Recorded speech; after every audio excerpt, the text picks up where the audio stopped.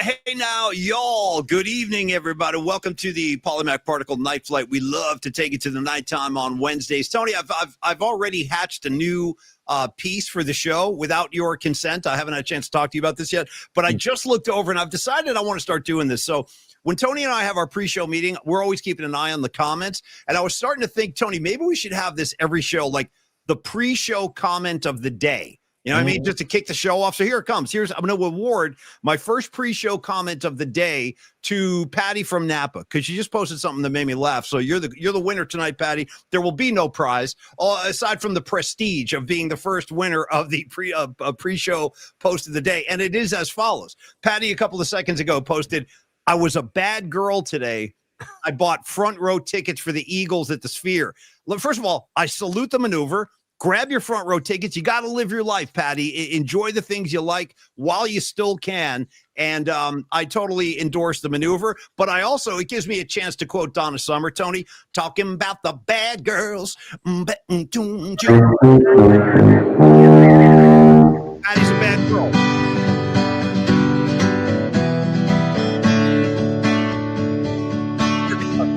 Creative Tony. Yeah, what you doing now?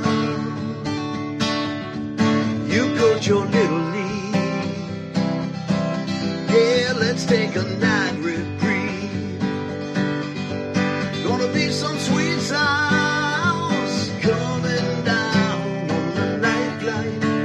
On the night flight. This is your other home. Yeah, you know you're not alone. Gonna be some sweet sounds coming down on the night flight, on the night flight. This is your other home. Yeah, you know you're not alone. Yes, sir. You know what, Tony? If they ever make a Polymac Particle stamp collection, the U.S. Mail Service, I want these to be the stamps. I want you to be, that's your stamp, that's my stamp. Go ahead and lick it, send it on, put it on an envelope and send in your bills with that. You know what I'm saying? Get a load of this, PG&E. All right, Tony, great to be here tonight. Great to see you. I want to say real quickly, too, everybody be nice to Rags today. He is mourning the loss of one of his favorite Cowboys. D.D. Lewis passed away today. He played in 5 Super Bowls, and he was actually on the field during the 81 NFC Championship for the Catch. So, Rags, I hope you're feeling better, buddy. He takes that very hard. I understand. How you doing, T? Hey, on that note, I was thinking about this over the weekend. How in God's name is Javonte Williams, the new running back for the Dallas Cowboys, allowed to wear number 33? Well, you know what it is? It's like the Raiders. They don't retire numbers. That's why you see guys wear it. Like, I always wondered why Michael Irvin was wearing Drew Pearson's number. That used to trip me out. I'm like, dude, Drew Pearson was like the original stud receiver, but they don't. It's just like the Raiders. We don't believe in it. There'll be another 12 after Stabler. I don't give a damn. I don't care if Dave Casper comes back to life. I'll give somebody else 87. So it's just one of those things. They never retire numbers. So that answers that. Yeah. I totally forgot about that because C.D. Lamb wears Michael Irvin's number, which is Drew Pearson's number. So, yeah, I forgot about that. But I saw that over the weekend. I'm like, wait, what the hell? Yeah. 33 to me will forever be Tony Dorsett. Dude, you know what, dude? People don't talk about Tony Dorsett anymore. And that guy was a freaking stud, man. He was a stud. And he just never gets any love. By the way, real quick, we have David Lombardi joining us in a couple of minutes. We'll set the show up, pardon me. But I did want to at least update all of you WNBA fans with an eye on the Valkyrie score. Dude, the Golden State Lady Valkyries are taking it to the Minnesota Lynx. Yeah. If you're going to give updates, we got to get the sports flash first. If you're going to give updates. Totally. My bad, man. But I do have a score. It's halftime right now, and the game, Tony, still rubs me the wrong way. They're playing down at the HP Pavilion in San Jose, but they sold the joint out. It's packed. Anyway, Valkyries 41, Minnesota Lynx 28. It's halftime right now, so I'm very happy to report that score. I'll keep an eye on that all night for you, Tony. A lot of rambling for me to get the show started. How you doing, bro? I love the Italia jersey. How you feeling tonight, man? This is in honor of a fellow Italian coming on the show, David Lombardi. So, and I read today, and I didn't know this, and we were talking about this pre-show. He's a half or part Italian and part Czech. He's like, and has dual citizenship in Czechoslovakia. Check about that. We're gonna dive deep into the life of Lombardi today. because grew up in Visalia. I'm actually really excited to talk to him because he got his start in college radio, which is like you, Paulie, got your start in college radio. I got my start in college radio. It's the coolest. I'm really excited to talk to David. And also, the dude knows his S, man. And there's news to talk about. Brock Purdy, Brandon Ayuk updates. I rewatched the game today.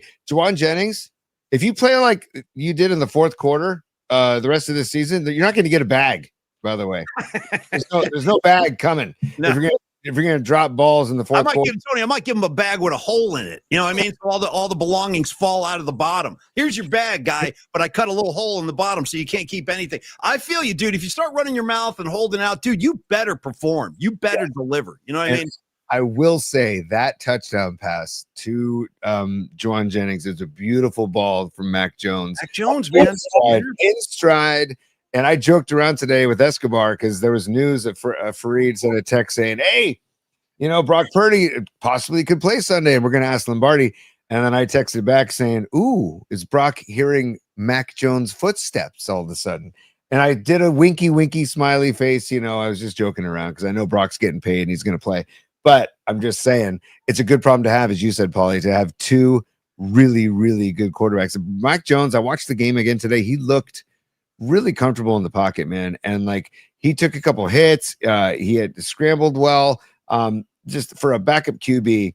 I mean, would you rather have Mac Jones as your backup or Carson Wentz? I mean, and this guy, Jake Browning, is going to go for Cincinnati. I know people are kind of like high on him. I'd rather have Mac Jones all day than Jake Browning in Cincinnati. So it's a great situation to have, man. That's all. It really is. I want to give a shout out to a couple of phases. Doug in Japan, I knew you were going to show up on Wednesday. We're preparing something very special for you, Doug. Just know that. Tony and I have something in the works. We'll hope to have it ready for tomorrow. I don't know if you can join us at that time of the day in Japan, but we love the effort and we love seeing your grill. So just know, Doug, we are making special preparations to honor you for the next show. Tony, what do you got, buddy? In the meantime,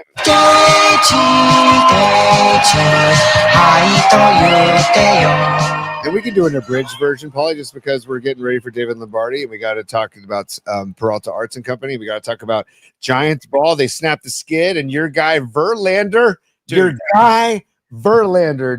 Let me tell you something about my boy JV, okay? Let me just say a couple things about my guy JV, as I call him on the street. Yo, what up, JV? No, I'm just kidding. I don't know him at all. I wish I did. I'm a fan. First of all, at this point, it's not up for debate. There's no disputing the fact he's the best arm in the Giants rotation. And I really got to say, man, I learned a valuable lesson. Do not write off a thoroughbred too early in the year because that's what this guy is. Numbers, Tony. He went 7 scoreless today. So you add 7 runs of 1-run ball from the Friday night start against the Dodgers. Check the numbers out. He's got Justin Verlander 1 earned run in his last 25 innings pitched. Unbelievable. And he's got a 0.36 ERA in his last 4 starts. Thank you, Justin Verlander, for keeping this thing alive. Giants still 2.5 games out of the wild card spot, but great to see him perform today. They came alive in extras and they got the win. On to LA. Here we go again, dude. Round 2. Logan Webb, redeem yourself, my brother. Redeem yourself in that godforsaken Chavez Ravine. Just get down there and stick it up the Rays. That's all I'm asking. Real quick, Tony, real quick. Shout out to a couple of new faces. I want to say what up to my man, S. Wong. What's up, S. Wong? And every time I hear the name Wong, I always think about that movie, The Wanderers. Don't F with the Wongs. Don't F with the Wongs. Teddy Wong. What's up, Teddy Wongs? Anyway, good to see you, S. Wong. Don't F with the Wongs. And then Chuck 916 goes, yeah, I got his bag. A bag of S. Okay. Thank you, Chuck 916. We're feeling you on that one big time.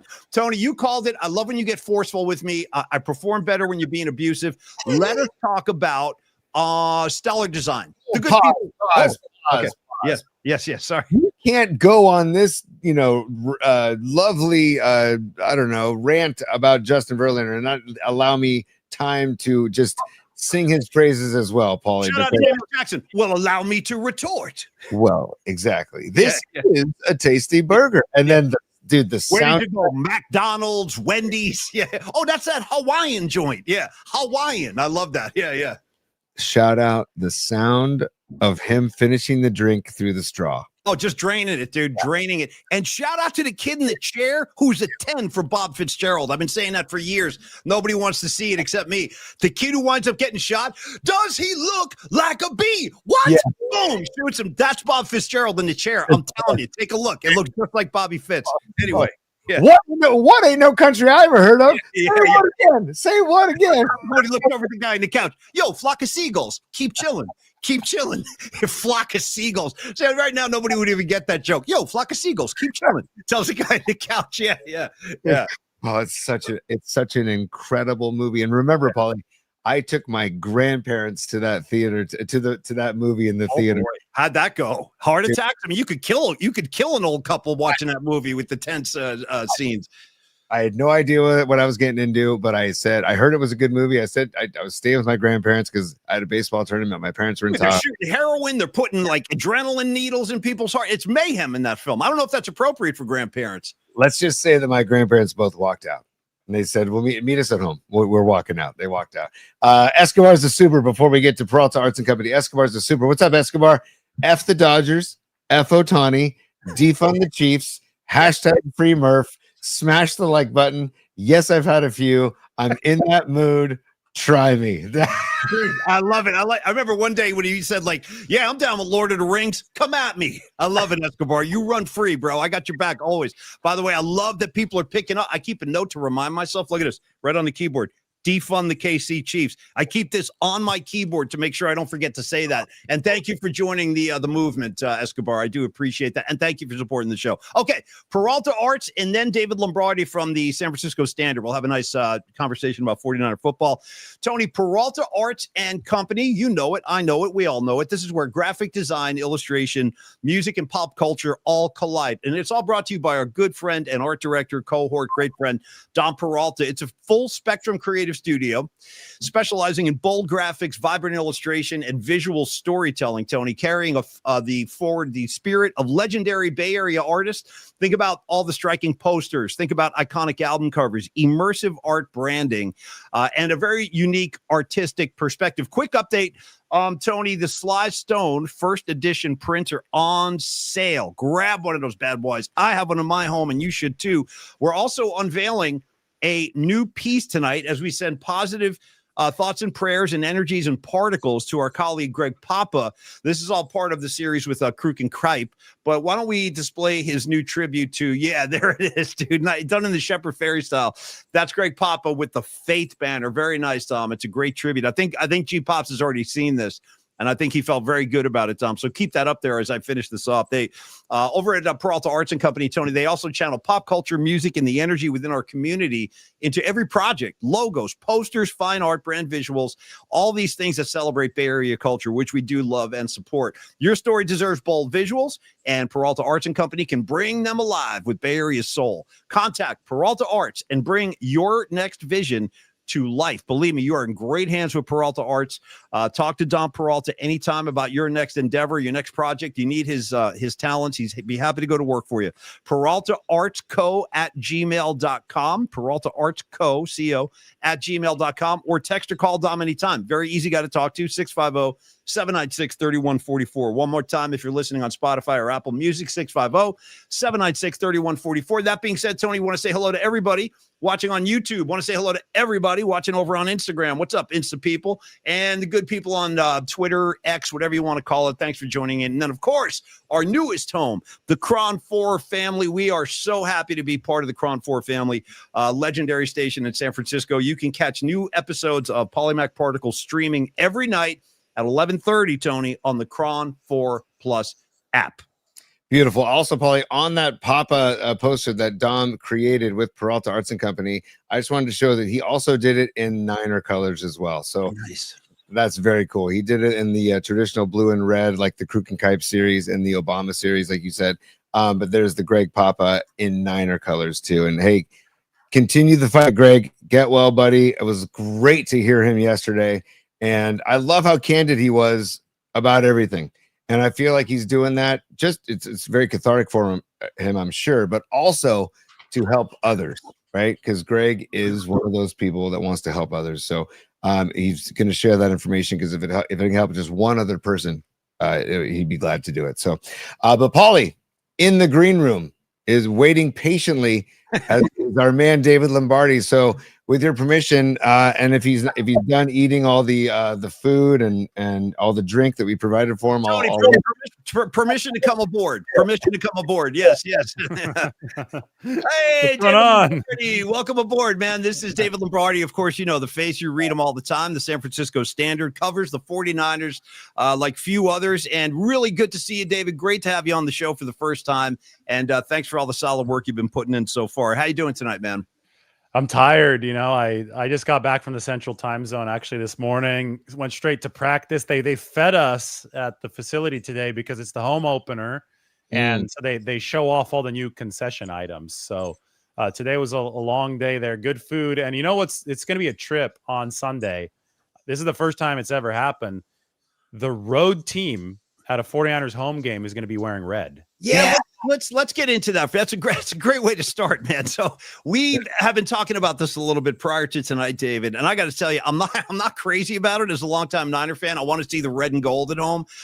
And this is a result. It's a question, but this is a result. They're anticipating the heat, and I guess this would keep them cooler. Is that the thinking? I would say it's the result of the disaster against Arizona last year, where it was like 103 degrees on the field by the end of the game. And the Cardinals do a lot of their training outside, so they were very desert heat acclimated. Yeah. And that was the climate last September in Santa Clara. Maybe it was even early October last year when they played. But anyway, the Cardinals just wore the 49ers down in that game. 49ers were up 10 early, and then by the fourth quarter, it was all Arizona. So I think they didn't want to repeat the 49ers, so they decided to go white jerseys this time because they can choose as the home team. That gives them a little bit cooler, more breathing room, but I don't think it's going to be nearly as hot. I'm actually looking right now. Last week I looked, and it says 81, which could still be pretty warm out in Santa Clara for Sunday, but it's not going to be 95 like it was last year. Yeah. Well, I mean, it's going to be a different look, but I always get a little uptight about the Cardinals. I mean, they always seem to give the 49ers problem. It's a 2-0 team coming in. It's a division game, obviously. And I guess, David, since you were at practice today, I'll just start with the obvious questions. I mean, we all saw Brock Purdy taking some snaps on social media today.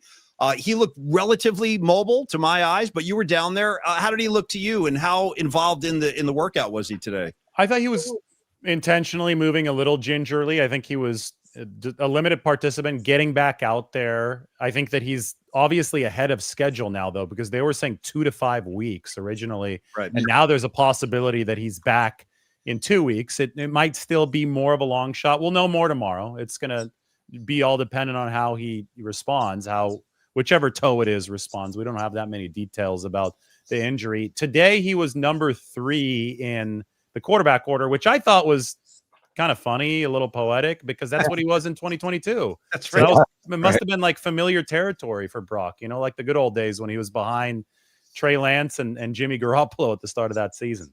It's funny I'm sorry, Tony. Go ahead, man. No, you finish and then I'll go. Seriously. Okay. Well, I was just going to say it's ironic that, the 49ers, they pay him handsomely during the offseason. So he's all set financially. He's got that big contract.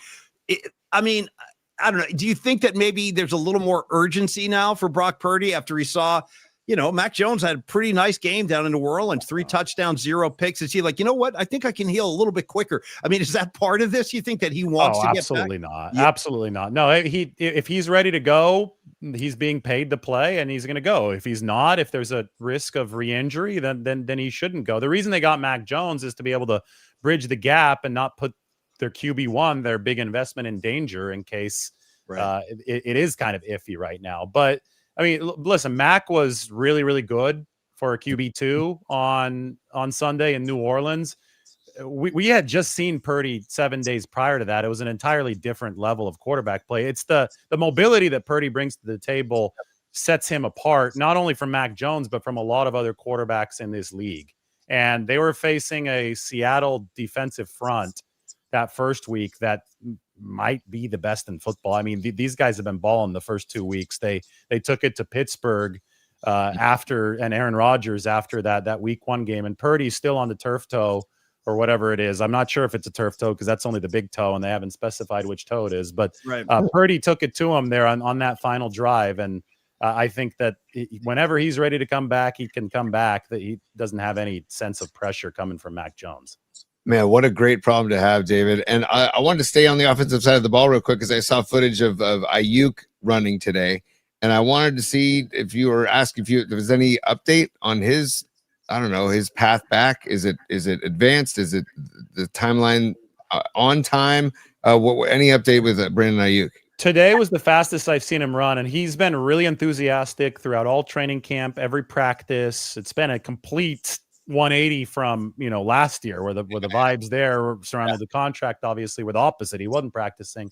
He's not technically practicing. He's doing everything that he is allowed to do and then not crossing that line. So he's sprinting on the side right by where the receivers are running routes. But if he would actually catch a ball from a quarterback, the 49ers, and he would get fined, that wouldn't be good. But he's doing what he can within the rules. And I hadn't seen him move faster than today. It really seems the burst is coming back more and more every week. Now, if you ask me to prognosticate when he would return, he has to miss the first 4 games because he's on PUP. They're not going to bring him back week 5 because week 5 is a Thursday game against the Rams. And they're going to open his practice window at some point. And when you open the practice window, you only have 3 weeks. It's a finite period of time that he could practice. So it doesn't make any sense to open it the week of a Thursday game when you don't even actually practice. That would just burn a week for no reason. So I would guess that if he's up for it, if like his body is ready, I don't know if it will be, but it looks like it's trending in the right direction. You open it week 6 before you head down to Tampa, and they play on natural grass. So maybe he could even return that week, but I don't know. That's all I know. Right. Yeah. And I'm speculating as far as the date goes. I do know they're not going to try to bring him back week 5. It's exciting though to be 2-0, 2 road wins, and no Ayuk, no Demarcus Robinson, obviously in the bank. Yeah. I mean, these I have zero complaints, to be honest with you, because it's just 2 road wins with all that on the shelf. And that coming later on. It's really exciting. And I was also just want to ask you, Paulie, you can move on, Paulie, in a second, but the depth the Niners have at tight end with Tonjes and with Farrell, I wasn't aware of the depth that they had. And I rewatched the game this morning. I'm like, gosh, they go 3 deep in good tight ends. I mean, yes, they miss Kittle's blocking, but I mean, what do you think about the tight end room? Are you impressed with Tonjes and Farrell? Yeah, and Braden Willis has been with the program for a while, so they elevated him from the practice squad this past weekend, and today he got the promotion to the 53, so he's definitely going to be one of the 3 this next week. So they've been developing these guys for a while. They have a good program in that tight end room. Obviously, Kittle and his success speaks for itself, but somebody like Ross Dwelly, he was an undrafted free agent, was a contributor for several years for this team. And when he first came in back in 2018, he had a lot of work to do physically to be able to execute some of the blocks they needed in the run game. And he ended up being somebody who played 6-7 years for the 49ers, and coming from undrafted free agent status, that's beating the odds. That's really, really good. Right. So I think that Farrell is a vet who they paid quite a bit of money, good blocker. And he didn't really have a chance to show off any of those receiving skills in Jacksonville. He showed some nice run after the catch. He juked the corner out of his pants for that touchdown the other day. And, when you look at Jake Tonjes, that's like Dwelly, it's an example of a guy who really, really worked on his body to turn into the blocker that he needed to be. He was always athletic coming out of Los Gatos. You could go watch his high school tape, and it was impressive as far as his ability to be a receiver, but he has grown into his own as far as being a blocker, and that's what the 49ers really need at tight end. Yeah, and it's like they really kind of epitomize that whole next man up, mentality, because yes, they've come into the games and they've been ready. They've been contributing. So yeah, it's been very positive at that position. A couple more things on the offensive side, David. I guess Juszczyk. Let's talk about Juszczyk for a second. I know he's in the concussion protocol, but what do you sense, or what's the forecast for him in terms of when he might return to the field? That's really unpredictable. If he's out there tomorrow, then I would say, yeah, he'll play on Sunday. But if he's not, then it's looking doubtful for the 49ers. And that's another way that they've actually been able to bridge the gap at tight end. He played 15 snaps against Seattle at tight end, actual inline tight end after Kittle went out. So when Juszczyk got hurt this past game, that was a big loss for the 49ers because they're planning on, again, having him pick up slack at inline tight end. And they obviously couldn't have that. And I think that's part of the reason why there have been some run blocking struggles for the 49ers. There have been way too many moving pieces because of these injuries. Now they have all these guys practicing in their assigned positions. And if they, knock on wood, don't see anybody hurt this week, they think they could run the ball more effectively because they theoretically won't have the moving pieces that they've had with the injuries in weeks 1 and 2.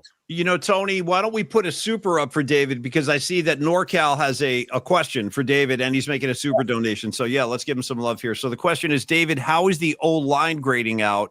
And and when is the next installment of Lunches with Lombardi? Both good questions.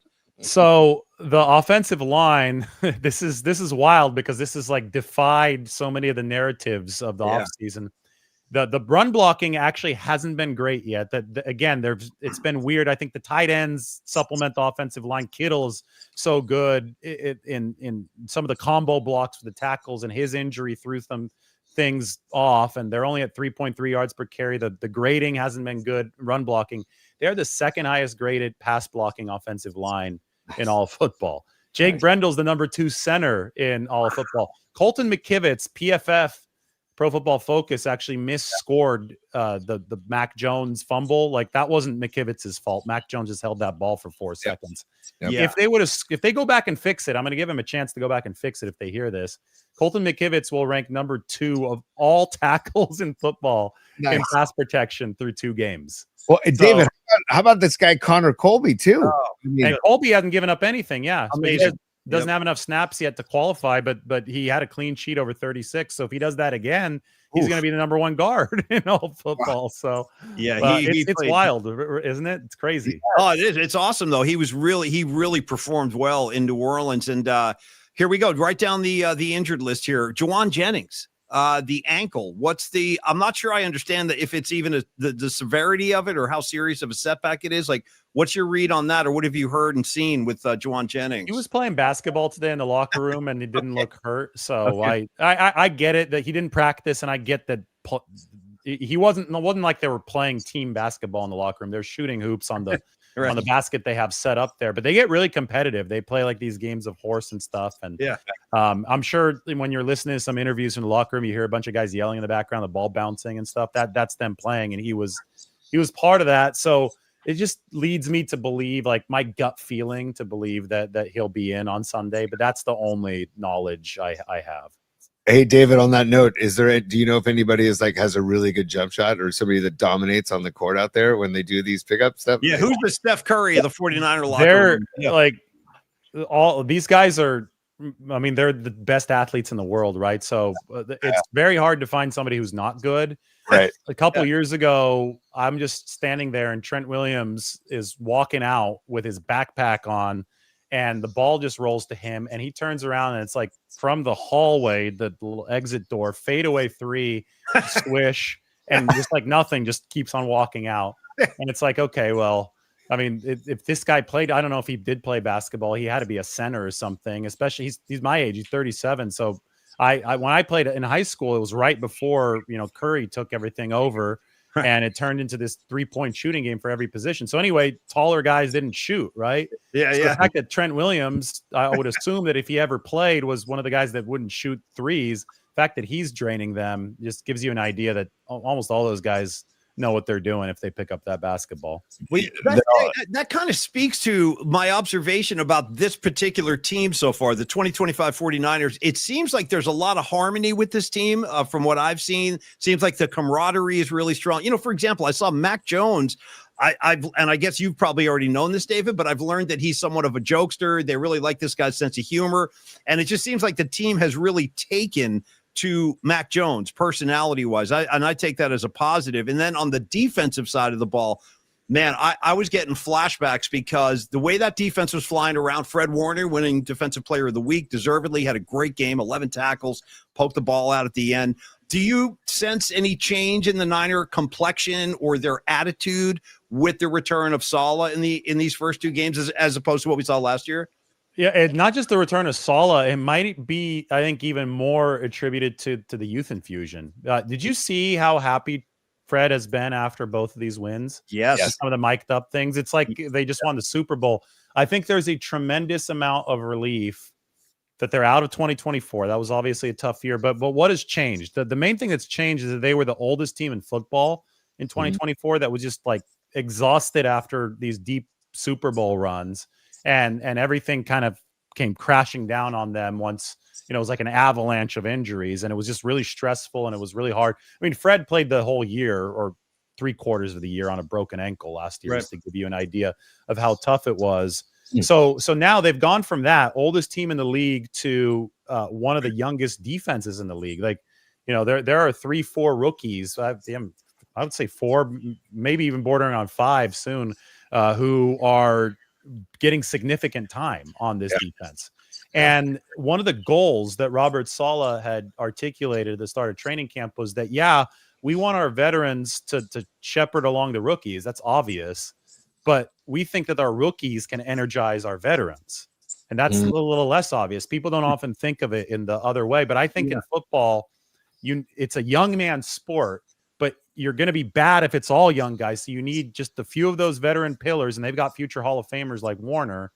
And then they're surrounded by younger players. And even somebody like D. Winters, this is the first year starting. I'm not saying he's a rookie, but I think that has re-energized Fred playing next to a hungry guy like D. Winters. So that's the dynamic that I sense. And I think Saleh has stepped in right in the midst of that dynamic. And he's the perfect defensive coordinator for it because he knows what he's doing schematically. So he can make all these changes on the fly, because with the rookies in there, with the new talent in there, the 49ers can't just run the same stuff they've been running in the past. Right. Tony?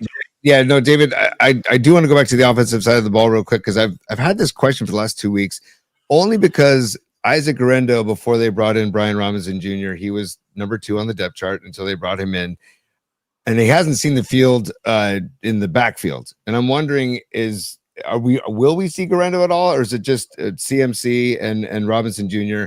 and Guerendo's more special teams?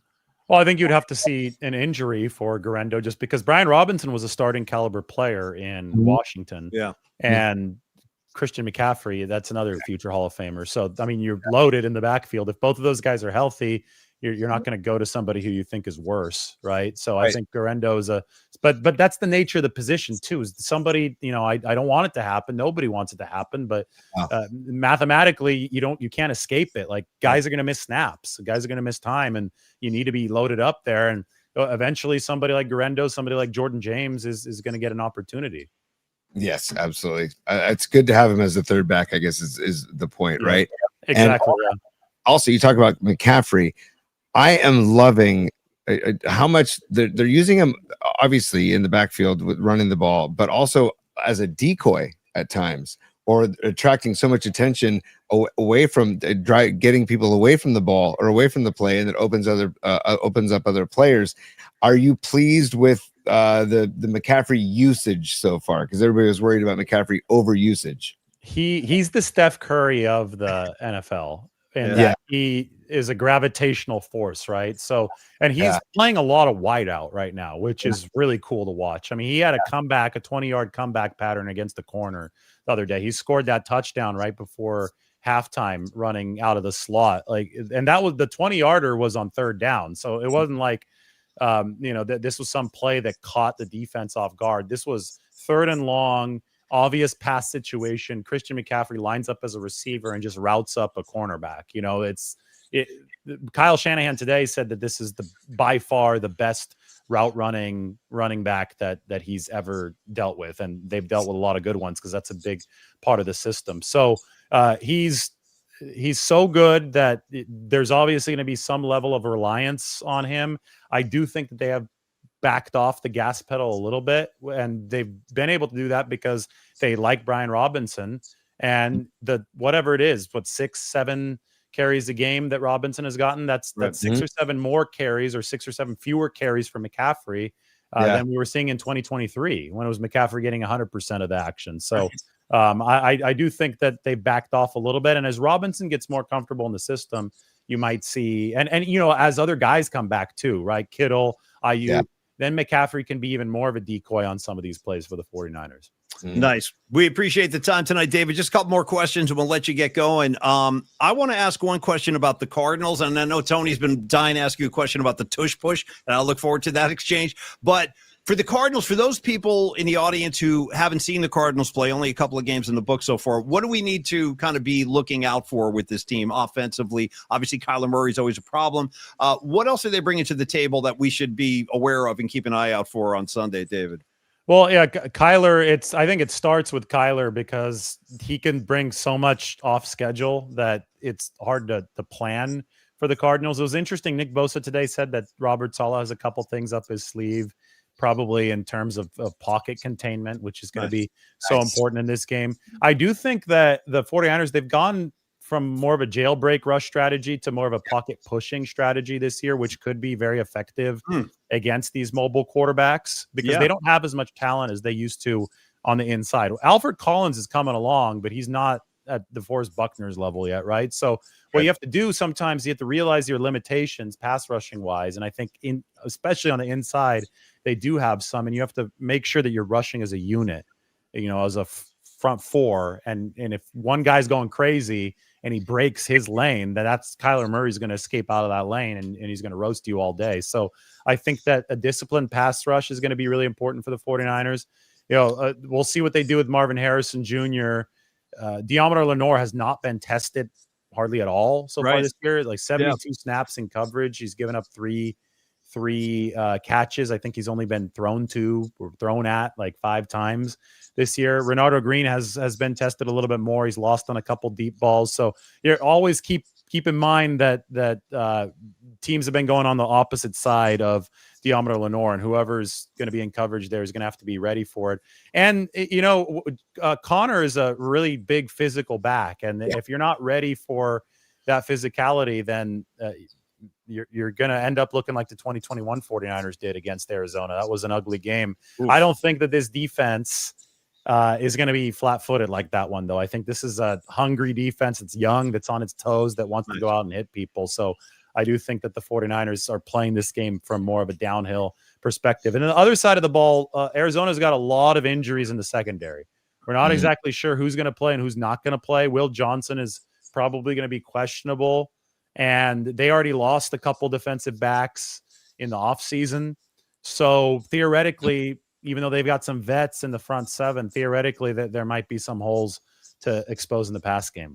Nice. Yeah, I saw that they gave up like 328 yards to the Panthers last week, or pass yards, and they also lost the time of possession battle against Carolina. So it's going to be interesting to see what the Niners can do against that defense. And I love what you're saying too, David, about the pocket pushing and making that adjustment, because the mobile QBs have always worried me for the Niner defense. But if they're making that adjustment, that's great. And it is nice to see more blitzing back in the defensive packages with Saleh back in the mix. And Upton Stout looked good on the blitz too when he plays as a rookie, and he plays with some fire.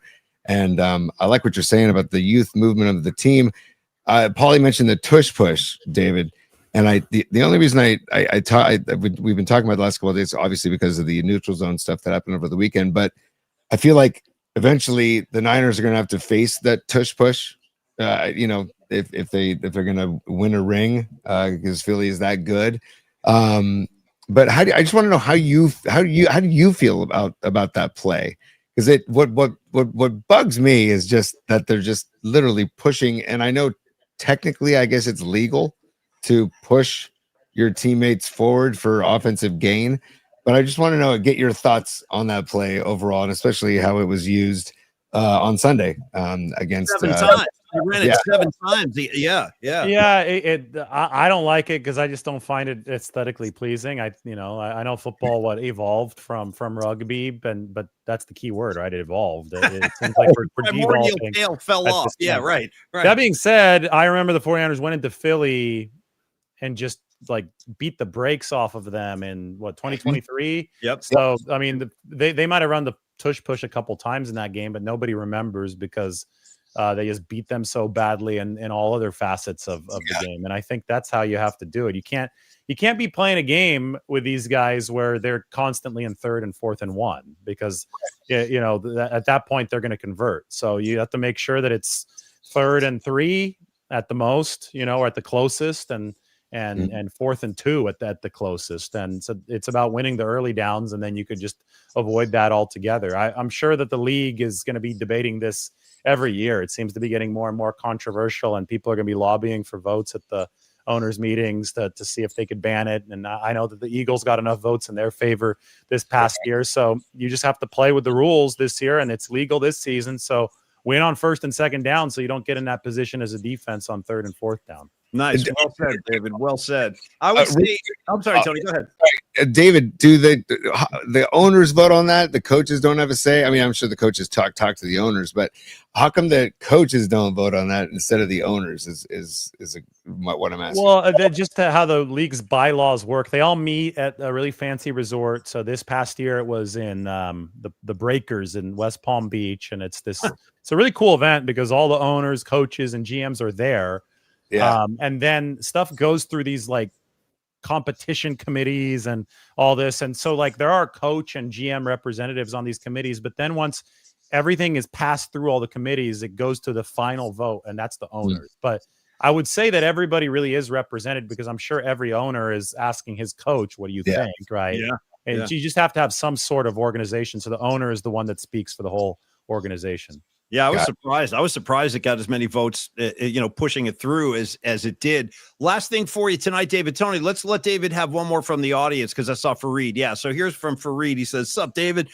We haven't heard much about the secondary so far. Last year they played really well. How does last year compare to this season so far?" Good question, Fareed. Yeah, that is a good question. Well, Jair Brown, who's one of the starting safeties last year, is no longer starting for the 49ers this year. So that they've changed the profile at safety. Robert Saleh just wants rangy, fast guys. And remember, when they drafted Jair in 2023, the one drawback was speed. He was running a 4.6 or 4.7. Saleh is not about that. Saleh wants 4.3, 4.4 guys. They have the fastest starting safety duo they've ever had, like as a franchise. Nice. Siegel runs a 4.3, Pinnock runs a 4.4. And the reason I could say that with confidence is that back, not that long ago, there used to be a free safety and a strong safety. That's not the case anymore. Used to have the big thumper that would be the strong safety close to the line of scrimmage. Now you have two interchangeable safeties. The game has changed.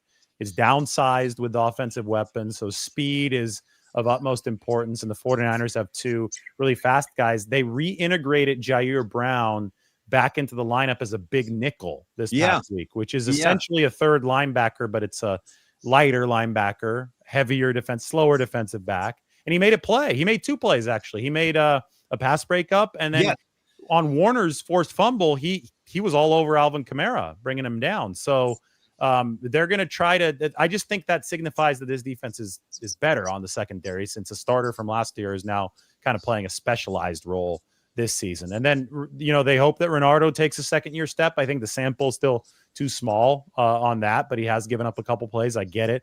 Diomedor Lenore hasn't been tested. He's like the Sherman of this defense right now, because he talks a lot of crap and then nobody throws to him. So we got to wait for that.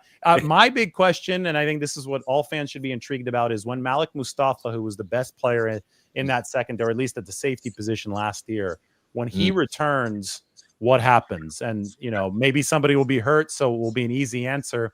But when he returns, and if everybody's healthy, how do they integrate him back into the fold? Who has to take some snaps off? It's a good problem to have, but I think it also underscores that this team's secondary did get younger and better since last season. Well said, man. David, listen, we really enjoyed having you on, man, and we love your reporting with the Standard. We love watching all your stuff on social media, so keep up the great work, man. We'll keep following you, and really enjoyed the conversation, man. We'll do it again soon, okay, bro? Yeah, I would love it. Thank you. Thanks so much, David. David Lombardi, everybody. San Francisco Standard, outstanding 49er coverage, bringing it to the PMP community tonight. Tony, always a pleasure to talk to David. We saw him at the Dwight Clark event down in San Jose. Remember, we had a quick chat with him up on the rooftop when we were hanging out with Garrison Hurst. That was cool. But really love getting his insights tonight, Tony. Excuse me. No question, man. First of all, he looked good. He sounded good. And then, Man, I know. I got him like pale face over here. You guys are all bronzed. You know what I mean? He's got that Santa Clara practice suntan. You know what I mean? I forgot to ask him. I wanted to ask him if New Orleans ranks as one of his top cities to visit. Oh, how can it not? You know what I mean? How can it not? Yeah. I was just curious because, we had some of our listeners and viewers go there, Noemi, Ray, and Corinne. And Corinne sent pictures, by the way. We'll share those as well. But yeah, man, the way David breaks it down, I love talking to people like David who are there every day, right? They're literally watching it in front of them. So there's no better resource outside of the team itself to get the information from, man. And so when David speaks, I listen and I follow him on social media too. He's a great follow on social media too. You should all follow him.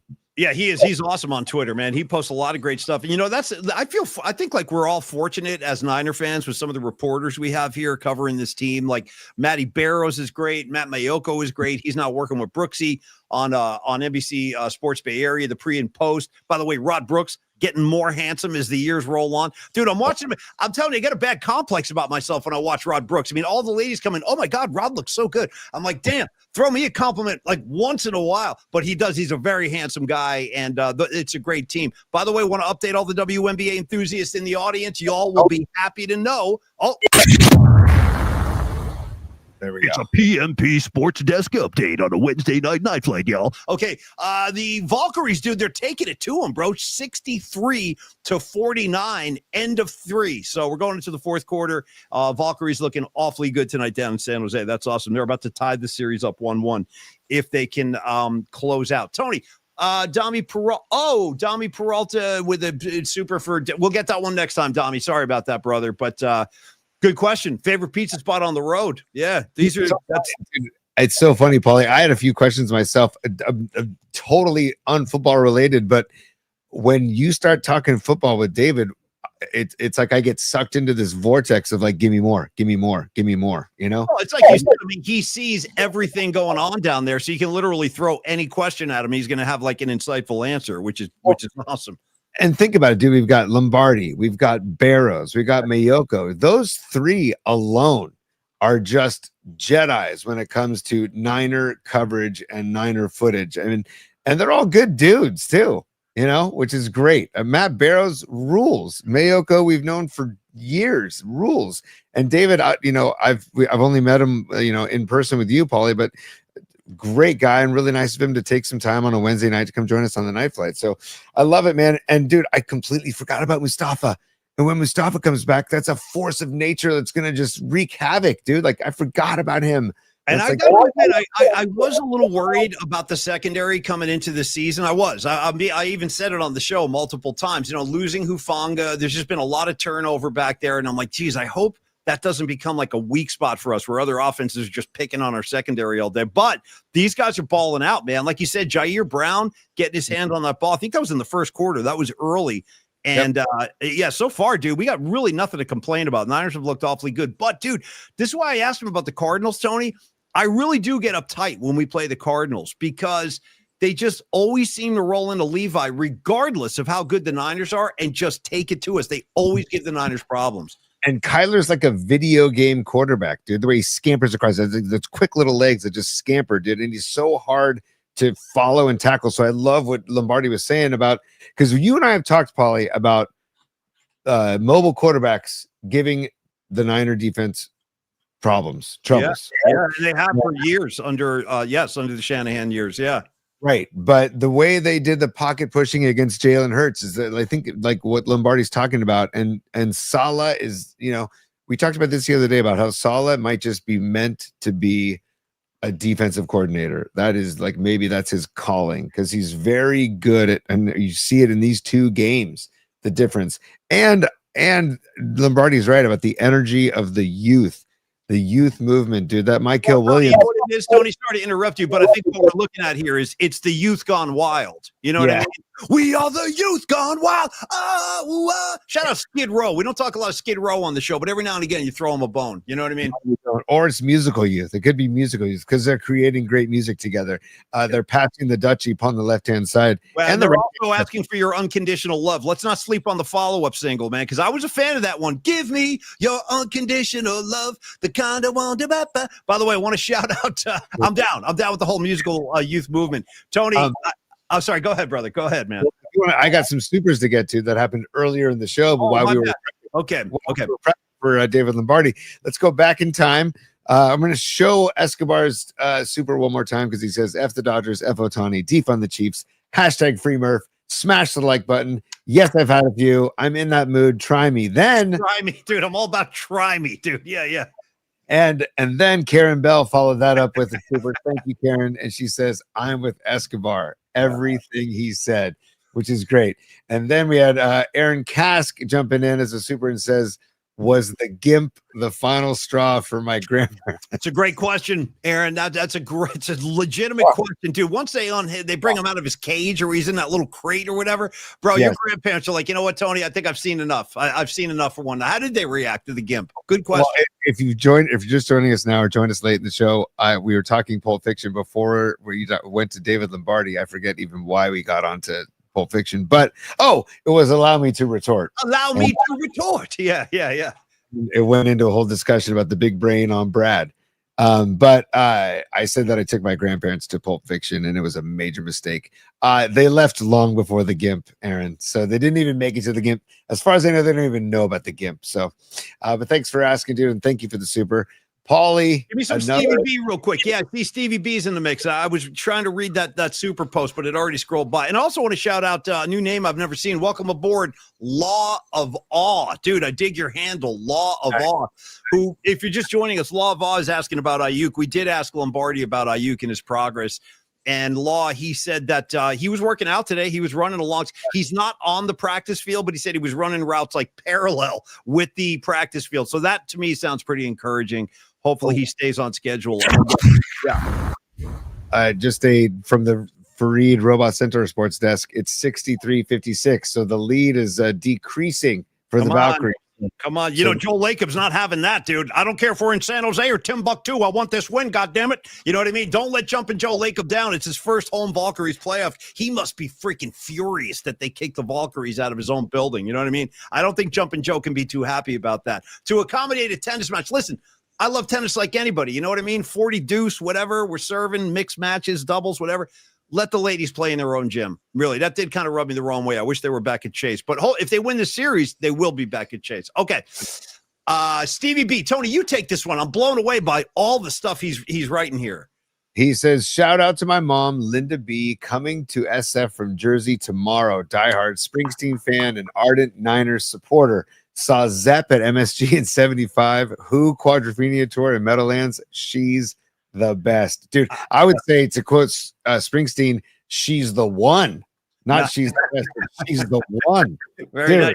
Hey, Stevie B, is your mom Linda B? I love you call her Linda B. My mom, Linda B, is she going to go see Deliver Me From Nowhere? It's a Springsteen movie about Nebraska. I have to think yes. She's a diehard. I'm all over that. Dude, we should have like a group outing. We should have a PMP. Oh, I mean, obviously, you got to be a Bruce fan, I guess. But if you're down with Springsteen and you want to see him basically going insane, which I think is what this movie is going to be, you're going to go out and see that one. I can't wait. I'm looking forward to it very much. Jeremy Strong as John Landau, like that right there is enough for me to get into it. And then Jeremy Allen White as Bruce. I really can't wait. But Stevie B, great. I'm glad your mom's coming out, and I'm blown away by her credentials, dude. 75 Zeppelin at the Garden.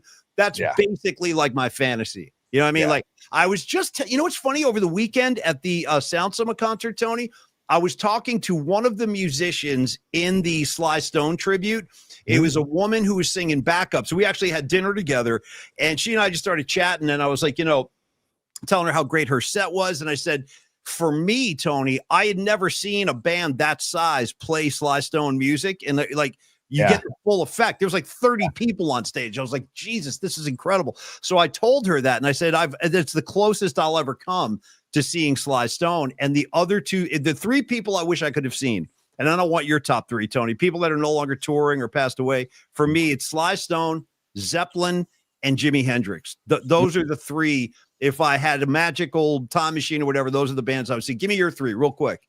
Marley is number one without question. Gosh, after that, I would probably say I really, every time I hear Stevie Ray Vaughan, I wish I could have seen Stevie Ray Vaughan, but I was, I just didn't get the opportunity.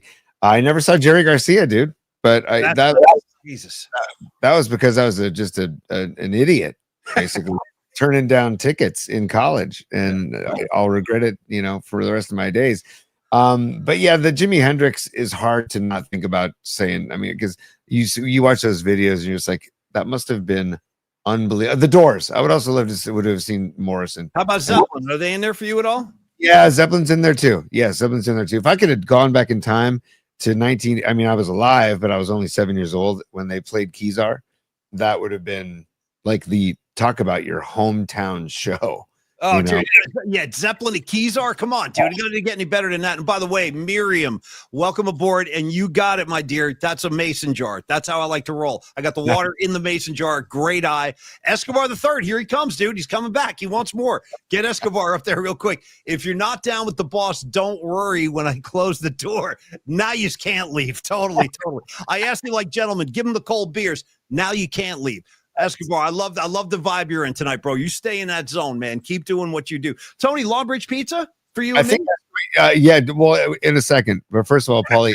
Not yet. In a second. Yes. In another yen-powered super by Doug in Japan. So, Doug, we can't thank you enough for tuning in from Japan, buddy. And we do have that surprise coming for you. I can't wait to unleash that on Doug. I cannot wait, dude. I'm like excited for the first time we get to do the Doug tribute. It's coming, Doug. It's coming. Thanks for your patience. I freaking love it. Doug, stay strong. Kanpai from Tokyo, he says. I love it. And I would say back to you, oyasumi nasai. So that means good night, basically. But for him, it's not good night. So it'd be saying for us, good night. We're having a good night. Oyasumi. Oyasumi nasai. Or for him, it'd be konbanwa or konnichiwa or Ohio gozaimasu. All those. Did you just drop a freaking Benoit on me, dude? Is that what you just did? Did you just drop a Benoit? Did I hear that right? I said a konbanwa. Okay. I don't want to get naughty. I don't want us to be going into the Good Vibrations merchandise catalog and for the Benoit. All right. Anyway, Tony, now do we go to Lombardi? Is that okay? Can we? Let's see if I got all the supers taken care of, Paulie. And then we got to talk Longbridge. And then we got some birthdays to go over as well. Okay. And just have more fun on the night flight, but that's all. All right, well, here we go. I'm going to have some fun with Lombardi Pizza as we get rolling here. So Lombardi Pizza, we love you guys so much. I hope that you are taking advantage of everything they're offering the community down there in the dog patch. Listen, if you live in San Francisco, you got it good because you can go to Lombardi on 3rd Street, 2347 3rd Street, or in a lot of neighborhoods, they deliver. Neil has requested if you are going to place the delivery order, please do it on their website. That is his preferred method of ordering for delivery. Do it on the Lombardi Pizza website, and then just enjoy the order, man. Like any variety of pizza you want, they're going to serve it up for you. You can create your own toppings or try the Polymac pizza. If I do say so myself, I think it's pretty good pizza. It's got nice sausage. There's some onion on there, the sourdough crust, nice and simple, but very flavorful. Then, of course, I've been celebrating his son Nico's pizza as well. I like that one a lot. For those of you who have gluten concerns, other dietary concerns, he can definitely help you out there. Make sure that you have a gluten-free pizza. He can honor that. Of course, this being Wednesday night, Tony, my favorite day of the week at Lombardi, they've got all those sandwiches, just rolling them out on Wednesdays. You know how I feel about the chicken parm. It's freaking money. Stevie B agrees, by the way. Another Jersey boy. Rags, I would be happy and proud to take you to Lombardi as a Jersey boy and say, here's how Neil's making a chicken parm in San Francisco. What do you think? And Rags, I can tell right now you'd be blown away, dude. So try that chicken parm. It's killer. And then, Tony, I know you've got your own kind of relationship with the menu. It's a little bit different from mine, but go ahead. No, it is. It's okay. Like our approaches are different, but you always devour everything. Like you're getting the mushroom. I don't know what you were eating last time, but it looked pretty damn good. Mushrooms and kale, all kinds of stuff. I had the white pie, which had mushrooms and garlic on it with the white sauce. It was and then the chili oil. It was fantastic. But also Thursdays are the Detroit squares. You can get Polymac pizza and the Detroit square, Detroit style square pizza. You can get any of the pizzas that you want on Thursdays. Tuesdays are the Smack Stack burger days.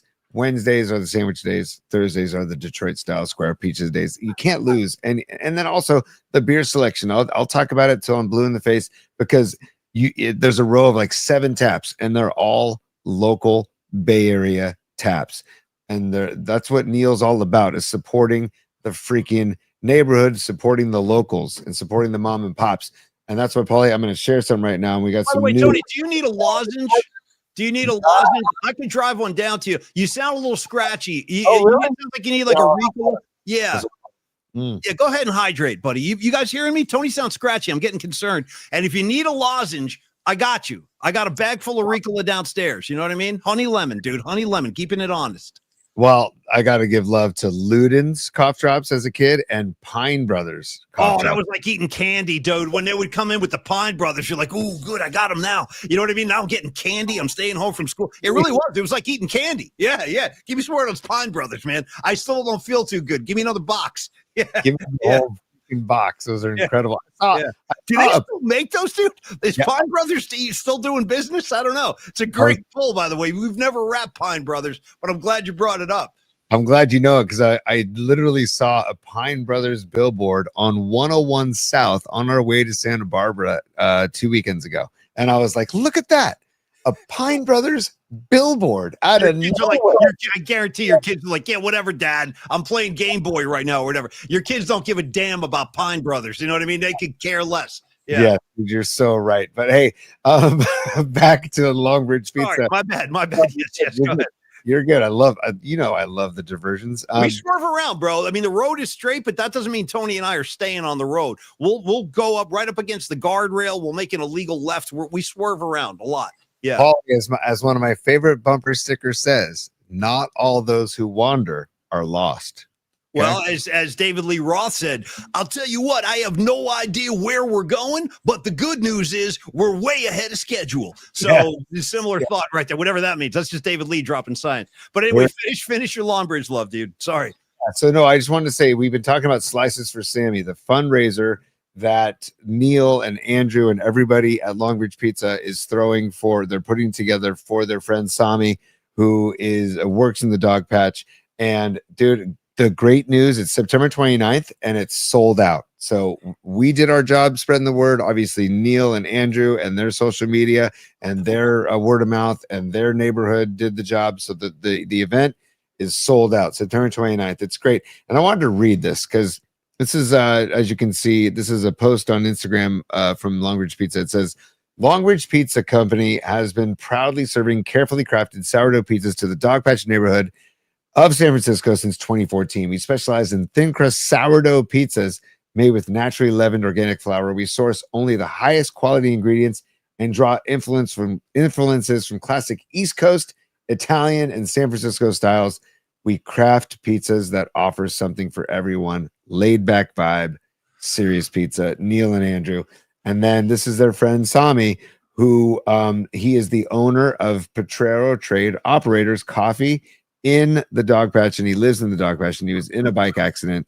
They put the fundraising effort together, and it's intended to help Sami pay for living expenses and other costs associated with his recovery. And as we all know, it's expensive. You know, medical is expensive. Living in the Bay Area is expensive. So this is where Longbridge comes in to help. Slices for Sami, September 29th. It's 5 p.m. and there's different pizzerias that are involved. Cheetos Pizza, Harrison Pizza, Fox Pizza, Marin, Pie on the Fly, and Evolution Bake. They're all involved in this. And then there's a comedy hour as well with the Laugh Asylum Comedy Hour. And Neil Donardi texted me today and he says, I want PMP Familia there. So I have a pair of tickets that he set aside to give away tonight on the show. So, Paulie, we have tickets to give away on the show, but we have to think of a pizza trivia question. And we've already done the fast time pizza trivia question. So pizza trivia question that we have to put out to the PMP Familia. and then the first to email. And by the way, if you do win these tickets, we want to make sure that you can actually attend. So if you win and you can't attend, then let us know and we'll give it to the next person. But I just came up with thank you, Tony, very much for that. Just before I forget this, you know me, if I don't blurt this out, dude, it'll be gone. It'll my brain dead kind of my brain dead injuries over the years won't allow me to retrieve this. So let me get this out real quick. How about this for a trivia question? It's Brady Bunch based. Okay, it's Brady Bunch based. There was, I don't know if you remember this one, but there was a thing where Greg Brady somehow had to take Bobby on a date. And he's on it. Greg is Greg is a ladies' man now. He's, the older teenager who's living up in the attic. He's got the beat. So he's out with his girlfriend, but he's got Bobby with him. Okay. Now they're at a drive-in movie theater too, which is like, that's where the guy wants to get, alone with his girl, get romantic, maybe smooch a little bit, but they got Bobby in the back seat. Okay. Bobby starts making demands. Greg, go get me a pizza. Go get me a pizza. So he gets him the pizza. Here's the trivia question. Unless you don't like this, Tony, we can do away with this. But when he comes back to the car with the pizza, there's it's a catastrophe. An animal gets caught on the pizza. Okay. It's stuck in the cheese.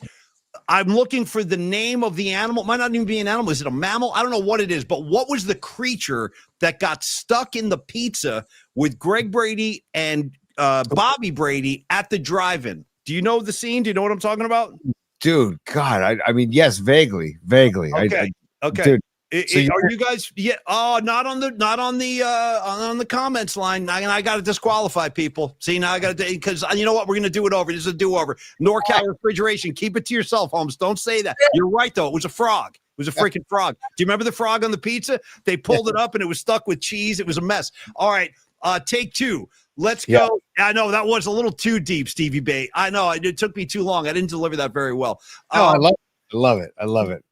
What else can we do pizza related real quick? That was the only thing I had. You got another trivia question?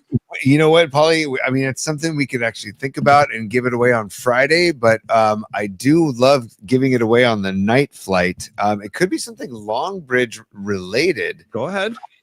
And I'm trying to think of a trivia question for Longbridge related. I love how we're doing this live on the show. Coming up with ideas. So let's think about this for a while. Yeah. But I love the fact that Neil gave us the tickets to give away because we are very excited that he sold out this event because it was, from the kindness of their heart that they decided to put this together. And we all hope Sami gets better. We haven't met Sami, but I look forward to the day we meet Sami. But you know what we're gonna do? I like what you said, Tony. Let's if I could use a little more corporate speak. I want to be totally transparent. Tony, I want to punt this to Friday. They're starting to say that in the boardroom now. You know what? Why don't we punt that idea to the next meeting? Why don't we punt this trivia question to tomorrow or Friday so we can come up with a proper question? How's that sound? Yeah, that's fine. And make sure you tune in Friday and we'll give it away Friday. And then let us know if you can make it because it is September 29th. So we do have a whole week to prepare for it. By the way, Escobar is not taking this line down. He goes, guys, it wasn't just a frog. It was a bullfrog. Okay. It was a freaking bullfrog. You and me, Escobar. The rest of these people might not know what's going on. I saw it and you saw it. That's the only thing that matters, dude. The frog was in the pizza while they were, and then he put the umbrella through the roof, dude. Do you remember that? He stuck the umbrella through the convertible. It's a long story. You had to watch a Brady Bunch. Tony, on the tip of generosity, here's what I want to do. I want to announce another fundraising thing real quick. Then I want to shout out another super from Patty, and then I want to do birthdays, and then we can wrap it up for tonight. But guys, only since this Slices for Sami has been so successful, and thank you to all of you who have contributed, I kind of want to tease something for next week. Tony and I have a history of doing work with the San Francisco Marin County Food Bank. And it's an organization I really, really feel strongly about. Tony and I have boxed food over there. We've made donations over the years, and it's just a great organization. And unfortunately, there are a lot of hungry people in our community, whether it's in the North Bay, it's in the city, the East Bay, it's all over. It's a problem all over the world, and it's a problem in the country. But what can we do about it in our area? Well, I think there's something we can do. Next week, I want to try to start a little fundraising drive for the San Francisco Marin County Food Bank because they're doing this great thing this month. It's called Hunger Action Month. and it's a matching gift campaign, meaning that if we can raise a few bucks here amongst the PMP familia, they will match that dollar amount. So say we all throw in $2 next week, and I'll pull a number down. Say we have $100 to give them, they'll match it. So that means and I want to help. I mean, I really do. Like, if we can use this platform to help some other people, dude, I'm 100% down, whether it's Slices for Sami or whether it's for San Francisco Food Bank. Humdinger, thank you. Exactly. Karen Bell, thank you. We'll do it next week. I'm just giving you guys a heads up because I've got all the paperwork here. And I vouch for this organization. I do. I vouch for this organization. They're rock solid, and the money will go where it's supposed to go. Yep. And that means families are going to get fed, and that matters to me. So we'll get back to that next week, but we'll all chip in a little bit and, do our part, man. That's all. Absolutely. And Paulie, we let everybody know that last year we did a hot and sour picks from the San Francisco Food. Remember, we did from the San Francisco Food Bank, and they were like, what are you guys doing? We're like, hey, we're just doing a little fun, but we also donated food. While we were there. And so, yes, Paulie, I love the idea. Let's do it. And let's, in an interesting climate right now in the world, it's nice to be, let's all give it back and help. Like, exactly. That's what I'm saying, dude. I mean, it's like, things are getting crazy out there, but what can we do about it? What we can do, in my opinion, is put some love back into the community, man. That's what I'm going to do. I want to put some love out there, and I want to help people that need help, man. We've all been there at one time or another where you just need a hand with something. Jesus H, by the way, here comes reality crashing down on me. Tony, I innocently look over at the sports ticker at the PMP sports desk. Dude, the Valkyries are losing. Oh, They're no. losing by 1 point, 73-72. We got a minute 24 left. We'll take this thing to the end, but I did not expect that. They had like a 15-point lead last time I checked. Right now they are down by 1. So we'll keep an eye on that. Come on, Vox, let's go. Don't let Jumpin' Joe Lacob down like this. We got to get this W, man. Yeah, come on, Vox. Really, come on. Literally the best fan base in the WNBA. Let's get loud and proud down there. Come on. Paulie, keep us posted. Stand by. I'm going to go to Supers while you watch the scoreboard and present the ticker. So Patty from Napa says, we haven't heard the Biscuit Lady in a while. Request for rags. Just a thought. Patty, I'm on it. I'm on the case. Stand by, as we say in the industry. Stand by. And Patty comes back strong again, and she says, songs with pizza in them. So okay. I'm trying to think about that. I actually have to think about that. I don't know that I have any. Do you have any? I don't know. Off the top of my head, no. I mean, the crust, it's like crust in a song or pepperoni in a song, or it's tough to write about pizza in a song. You know what I mean? It's tough. Get your pizza cooking. Get out on the highway. Yeah, I don't know. I'm going to have to make something up, but I hear you, Patty. We'll come up with something. And thank you, as always. Thank you, as always, for the donation. 43 seconds left, still down by 1. I'm getting distressed over here, Tony. Sorry. Go ahead, buddy. Well, you know what? To take your mind off of the Valkyrie, and I am going to let me move something off the screen. Well, she's fine. Okay, Estelle's fine. This is the Biscuit Lady, and this is what she had to say to Rags. Gosh, what a few weeks ago. I don't think we have like the full 5 minutes though. No, I have it already. Paulie, come on, give me some credit. I already have it set up. Dear are there for you in this coming year. And so, on that note, I am thrilled to be able to say hello to you. And someone said you might even have a crush on toasters. I'm dying. I'm just dying. Anyway, have the greatest day, greatest evening. I'll be thinking of you. And again, I'm sending big love and biscuit hugs from Toasters. Hang on. Every chance you get. I'm telling you, I'm starting to read between the lines here, Tony. I'm starting to read between the lines. The more I see this, I'm like analyzing this like a great film. I think there's something going on here. There's something subliminal with the Biscuit Lady and Ray. You feeling me on this? There's a warmth. You know what I mean? There's a warmth exuding from the Biscuit Lady, and it's all for Rags. Taste it. Exactly. You taste that biscuit, Rags, to the best of your abilities, man. Get in there. Down by 3, Tony. 29 seconds down by 3. I'm getting distressed. Yeah. Stand by. So I just want to say, hope you're having a great day. Where does she sing? She sings the song, doesn't she? It's all for me. Yeah, there it is. Hold on, stand by. Just a little bit. Just taste the biscuit. Taste the goodness of the biscuit. Taste the honey sauce. Taste the goodness of the biscuit with the honey sauce. Don't get that honey sauce on me.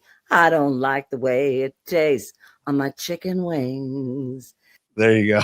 Dude, look at the face too. Look at the joy coming off of her. Thank you, Tony, and thank you, Estelle. Thank you, Estelle, man. Rock and roll.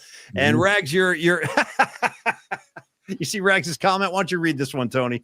Stand by. Hang on. He says, let me get down there. I can't get down there. Where's Rags? He Never said, mind. I'll take it. He goes, oh. Yeah, go ahead, take it. Go. He says, looking for my sock. ... That's So, all. Just use your imagination. Looking for my sock. Rex, is there like a designated sock? And if so, that's kind of disturbing, dude. I would hope you would mix it up a little bit. You can't use the same sock over and over again. All right. Paulie, if there's ever words to live by, Estelle said it at the end. Taste the biscuit every chance you get. Basically, that's how she ends. That's how she ended it. Right? Words to live by. Okay, taste the biscuit every chance you get. All right, listen, I want to shout out. Are there any other supers real quick? Oh, did I see another one from Patty, or are we caught up? I just want to make sure. We are caught up. Okay. For the ladies of PMP, whether you are Miriam, Karen Bell, of course, we got Patty out there, and Joy P. Welcome aboard, Joy P. I always, that now that I see the name Joy P every night, Tony, you know what I keep thinking about? Joy and pain, sunshine and rain. Or we could just do like this. We could rewrite it for her. We could go Joy and P. You know what I mean? Because she's Joy P. Anyway, Joy P. I've got a song for you. That's my tribute. I hope you liked it. Yes.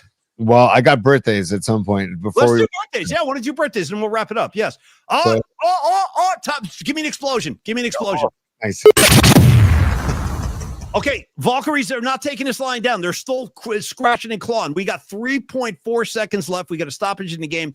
Minnesota 75, Valkyries 74. We got life. We just need the ball back in one shot, and we're going to go to game 3. I'll keep you posted. Okay. Tony, you can I didn't mean to interrupt you. You can go ahead and start the okay. Oh, game is done. Robot Centaur saying game is done. Is it? That was an L. 4 seconds left. I don't know. There's a lot of confusion. Confusion in the sports desk, confusion over here. I'll tell you when I have a final from ESPN, but I don't have it yet. So Tony, start the birthdays, man. Let's get it going. Hold on. There's another super that just popped up. I want to bring Frank Tom Ocean. He says, PM, excited I found you. Love you on the Krug show. That a boy, Frank. Thank you, Frank. Great to have you, bro. Stop by anytime. I like your picture too in the black. That looks cool. I like that, man. Welcome. Good to see you too, Frank. Nice. Paulie, did you get your black jersey yet? Your Niner black jersey yet? Nah, no, probably won't. You know what I'm saying? I like to keep it clean. I like to keep it legit. Tony, I like to keep it 100. You know what I mean? I want to keep it 100. I like to go red. I'm the red or the white. I go traditional. I'm a traditional dude when it comes to Niner ball. And how about, I will say it was 92 degrees in Kansas City on the field, and the Chiefs were wearing their red at Arrowhead. So dude, this is a little premature, right? They're already they announced this like 2 weeks ago. Yeah, we're gonna wear white at the home opener. It's like, well, what if it's not that hot? Yeah, don't you want to wear your home jersey? I don't know. Feels weird to me. I don't know. Paulie, birthdays today. Okay, this is on September 17th. We have some heavenly birthdays first. Okay, dude. Well, first of all, Hank Williams. By the way, did you know I did not know this, that Hank Williams was only 30 when he passed away. Did you? I did not know that. In fact, do you know? I don't even know what he passed away from. Do you know what he passed away from at such an early age? Like what happened? I don't know, but I think it was 1923 to 1953 are his years of on Earth. So just rest in peace, Hank Williams. Also, John Ritter. Heavenly birthday for John Ritter today. Oh, that's Jack Tripper now you're talking about, dude. I love threes. In fact, it was funny, swear to God, a lot of times when we finish the night flight and then I go downstairs, get my herbal delish going, start the decompression process, I'll catch a Three's Company episode because IFC, the independent film channel, they show like a marathon of Three's Company every Wednesday night starting at 10 p.m. It's like they teed it up for us, man. So yeah, I get my fill of John Ritter. I really thought he was a very funny guy, physical comedian. I loved him on Three's Company. The films he was in, I always thought he was a funny dude. I was really, really sad when he passed away. See, Joy P, me and you both. Yeah, Regal Beagle, Rags, exactly. Let's go down to the Regal Beagle like gentlemen and have a couple of white wines. The game's over. We lost by 1 point. Minnesota won. Yeah. 75-74. That's unfortunate. All right. Well, hey, you know what, though? What an achievement First expansion team ever to make it into the postseason in the WNBA. And like Tony said, arguably the best fans in the whole freaking league. This city took to that team. Like, I think Joe Lacob couldn't be happier with the response, because you don't really know when you put a new team in the city, like what's going to happen. Like Tony said, they've been selling that joint out. And Tony, they packed SAP Center tonight too, or HP, whatever the hell it's called now. They packed that place too. So great effort tonight. Too bad they didn't get the win, but it is a final. Yeah. Hell of it. Yeah, seriously. Take a bow. Great first year for the Valkyries, man. Lots to look forward to, man. Seriously. And Lacob's got to be pumped. You know what Lacob's going to be saying? Never again are we going to San Jose for a playoff game. And nothing against San Jose. Actually, I like the venue. I've seen some great shows too. You and I have seen some great shows down in that building. Like we saw Killer Springsteen show down there. I've seen the Who down there. We saw Sabbath down there, Holmes. You and I saw Sabbath, for God's sakes, with Bill Ward, with the man boobs flopping around, dude, with no shirt on. That was in San Jose. Yeah. Totally, dude. So go Valkyries, go. Just a few more birthdays for you, Paulie. Let's go George Blanda, Orlando Cepeda, both heavenly birthdays today. Nice. We've got Kyle Chandler. Your guy, Kyle Chandler. Yeah, that's my guy, all right. Why is he my guy? He's not my guy, but I like you saying, coach from Friday Night Lights. My bad, dude. I got confused. I thought you were talking like athletes for a second. Yes, that is my guy. You're totally right, dude. That's my guy 100%. I hope you guys like that Friday Night Lights TV show. I thought it was excellent, and I love that dude as Coach Taylor. Love that. There's no wearing earrings. There's no damn necklaces out there. He's yelling at the team, get the hell out of my locker room if you don't want to be here. He's got that Texas accent going, dude. I was a great show. Did you get into that, T? Friday Night Lights? Incredible show. I watched all of it. It was incredible. I loved it, dude. And love Riggins, dude. How about Riggins, man? I was a Riggins fan. The only guy I think the ladies like more than Rod Brooks is that dude, the guy who plays Riggins. Dude, my mom said something about Riggins. I'm like, damn, Mom, really? She's like, I like that show. And that young man who plays Riggins, he's so handsome. I'm like, wow, my mom's into Riggins. Okay. But the ladies love Riggins, Tony. There's just no getting around it, you know?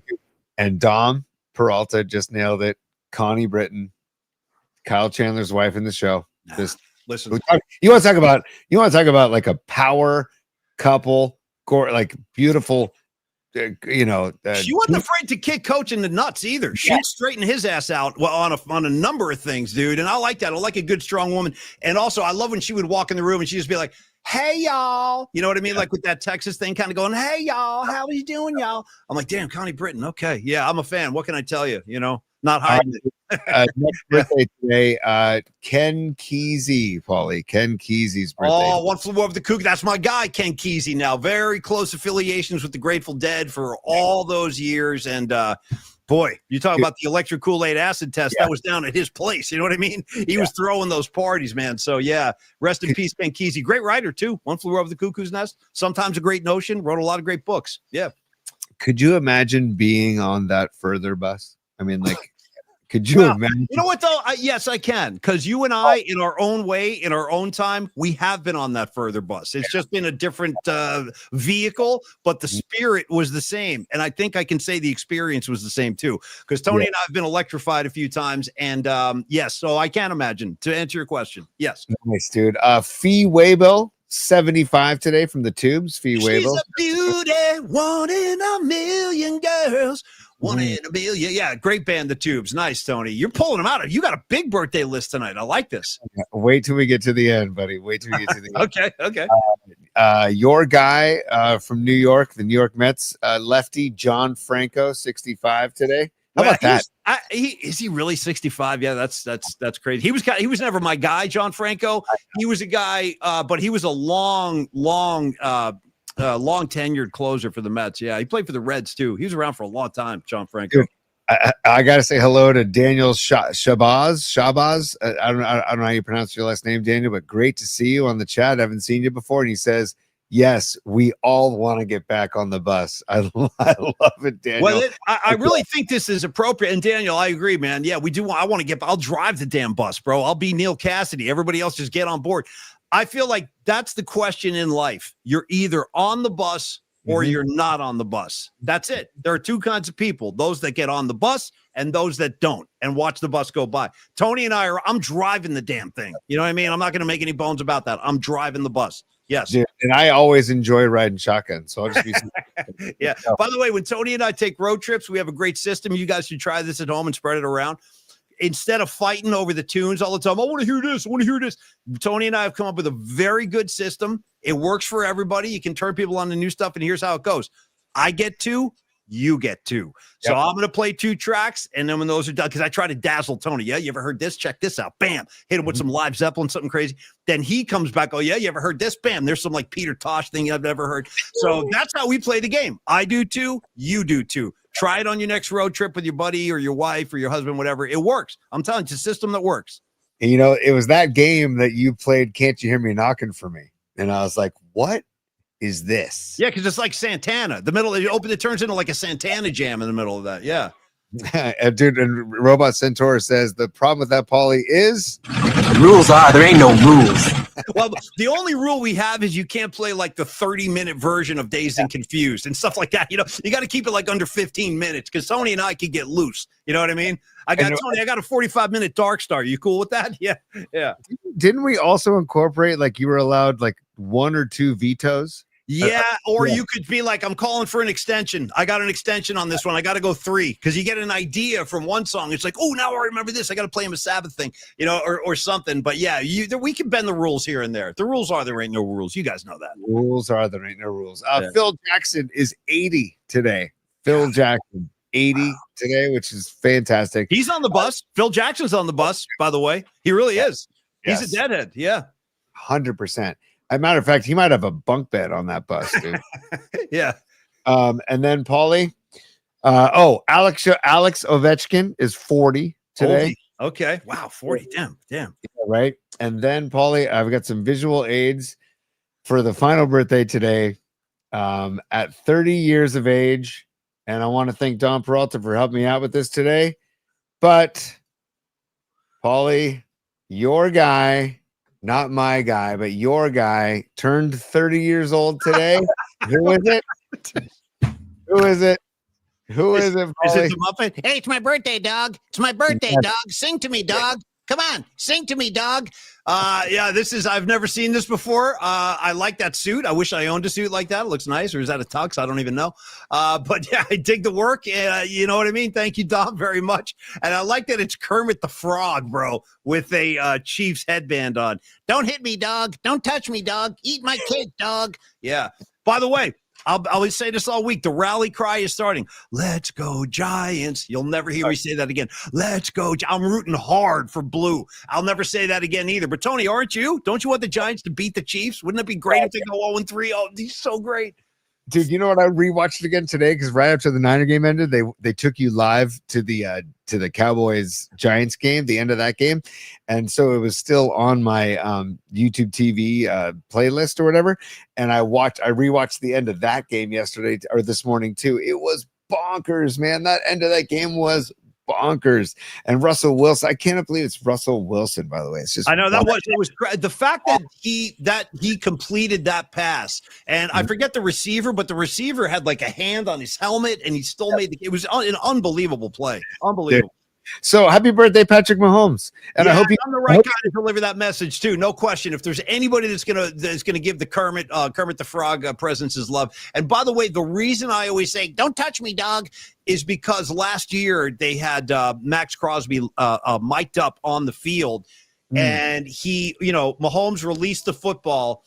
Crosby gets back there and basically gives him a shove. Nothing more than that. Just gives him a little shove. But you can hear Mahomes on the mic going, "Hey, dog, that was after the throw, dog. Don't hit me like that, dog." It's like, dude, shut up. You know what? You're lucky he didn't slam you into the ground. You know, and anyway, that's why I say that all the time. I'm basically recreating that thing right there. Tony, very impressive collection of birthdays tonight. Miriam knows what I'm talking about. Don't touch me, dog. Exactly, Miriam. Exactly. All right, Tony, let's wind it down right now. I do want to thank David Lombardi after you take care of these supers. Yeah, go for it, T.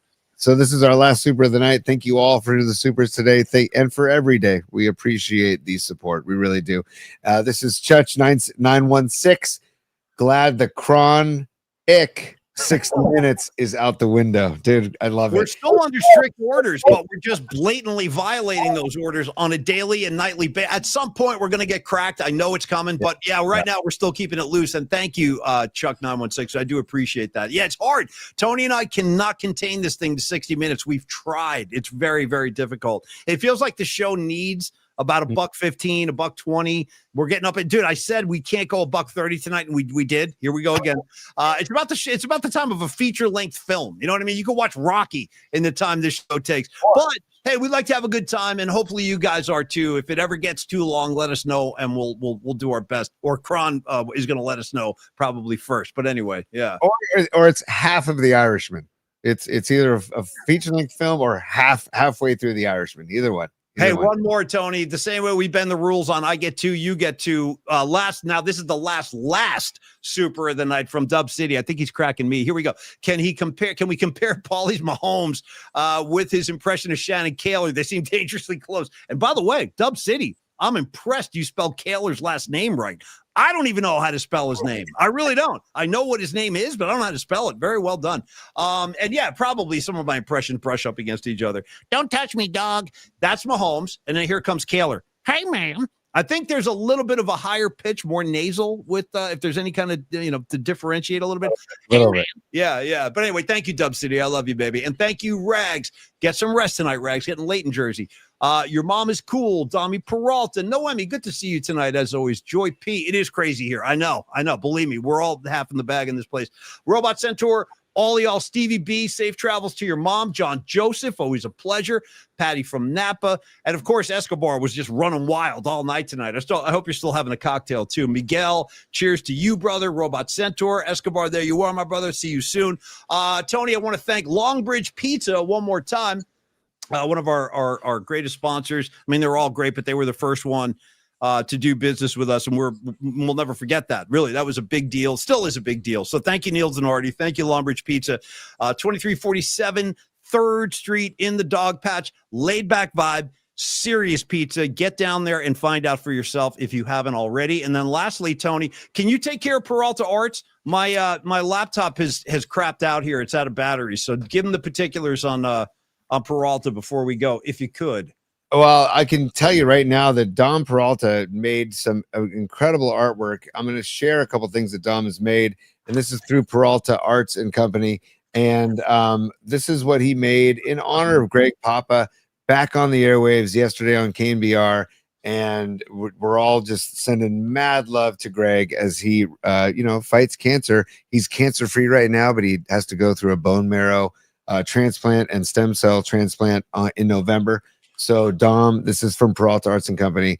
Dom is the one who made this, and it's just one example of Dom's work. I'd love to show his Sly and the Family Stone piece as well, because that is available. The Sly Stone piece is available if you would like to purchase it. It's on the YouTube page. If you click the link for the merch page, you can go on the merch page and you can pick that up. And here is the picture from Dom and Peralta Arts and Co. And if it's there, it is right there. There's Sly and the Family Stone. So it's just incredible stuff. And if you want to contact Dom, you can just text him or call him 650-796-3144 Peralta Arts and Co. Or you can email him Dominic@stellar.design as well. So it's just incredible stuff from Dom Peralta, our main man, our art director. He's the one that made the birthday cake today. He made this today. I texted Dom. I said, dude, it's Mahomes' freaking 30th birthday. Yeah. Can we do something that's fun? And Don't eat my cake, dog. Don't touch my cake, dog. That's my cake, dog. Don't touch it, dog. No, Dommy's the best, Tony. I'll echo that a million times. I mean, you surround yourself with talented people, and you're going to make yourself look a whole lot better. So thank you, Dom, for doing that for us. You have elevated this show, honestly, to a place it would not be without you. So thank you, Dom, for all you do. And anybody who needs any art for any, project or event or campaign, whatever it might be, a marketing campaign, advertising, what have you, Dom Peralta is your guy with Peralta Arts and Company. Tony, we've done it again, my man. Another successful night flight. Don't forget, everybody, if you want to keep the John Ritter love going, we're T-minus 27 minutes out from episode 1 on the IFC chat. I'll be there. I'll be watching. I'll be twirling J's and watching Ritter. Tony, final words. I'm actually going to plug in and play some music with Buckethead Mark up at his little play space right after the show ends. So I'm excited to go like plug in my bass and have a jam. I haven't done that in ages. Well, why don't you start practicing? Because you got a gig with me on November 8th. I've already got you slated as one of our guests. It's a Paulie Mac and Friends gig. So, Ray, I want to see Ray Goodman down there. Tony, I demand you walk on stage and play at least a couple of tracks. I've already given you the ones I want you to play. So you practice with Buckethead Mark and get ready for November 8th. Dude, nice. Can we get Shank and Pine Needle on backing vocals, maybe? 100%. 100%. I need backup vocals. I need somebody to sing harmonies with. I really do. You know that I'm in, you know, Ray's, and everybody would be in. Let's do it. Let's talk about that more as it gets closer. But also, I wanted to let people know I misspoke. The Sly Stone artwork by Dom Peralta is available on September 22nd. I misspoke. I thought it was there. But Dom is putting the finishing touches on that. Because you know what? Like most artists, you're never fully satisfied, you know? At some point, you just got to put the brush down, put the pen down, put the pencil down, and put the guitar down, whatever, and just be happy with it. So well, Dom, you're talking about satisfied. Sorry, Tony, to interrupt you, but I got to jump in with something off of Boston 2. Tom Schultz and company, Brad Delp. Don't sleep on the track called Feeling Satisfied. Ooh, are you feeling satisfied? Come on, let us give your mind a ride. Little Boston for you on the way out the door. Rod Brooks on drums, 100%, Miguel, 100%. Final word tonight before our Professor Diamond David Lee Roth dismisses the class. Rags, you were shouting out Lana on Three's Company. Respect. Jack Tripper is a man who enjoyed many dates, but my favorite girlfriend of Jack Tripper's, Greedy Gretchen. I mean, you can't beat that handle. Greedy Gretchen. That's for me. Tony, your final thoughts, and we're out. just Larry. Larry is my final thought. Larry Dallas. That's his last name. Larry Dallas. Yeah. I was a fan of Larry's. And also, can I just give the name I haven't seen on the chat before tonight? Stunna Filmo says, "Thank you, spirit lifters and soul saviors." I love it. I love it. It's in quotes. I don't know what the quote is from, but I love that quote, whatever it is. So thank you for sharing on the show. And I love seeing a lot of new names on the chat tonight. Welcome if you haven't seen the show before. Audio versions are available on Spotify, Apple Podcasts, and TuneIn at Polymax Particles. We're on YouTube at Polymax Particles. Subscribe and like while you're there.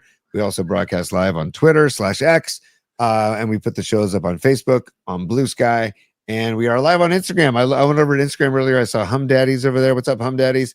I saw Pecan over there. I also saw Stoner Dude over there. I saw Longbridge Pizza over there on Instagram Live. So we're all over the map, and we're just building this thing every episode. This is episode 171, Paulie. So nice. We're rocking. We're rocking in the free world. Did you give Cron 4 Plus app some love? I'm sorry, I didn't hear you. If you did, I missed it. Did you? Oh no, but I will say we are available on the Cron 4 Plus app as well, through your smart TV on Roku, your Amazon Fire Stick, or Apple TV. I spoke with Cron Chris today. There's more developments in the work coming very soon. Yeah. We got big things cooking for real. This is going to get really interesting very soon. So yes, Tony, well said. Very cool. And also they're working on getting the Cron 4 Plus app on the mobile device because they know how important that is as well. So lots of things cooking. The new year, man, 2026 is going to be, 2025 has been really, really, really fun doing this show since January 8th.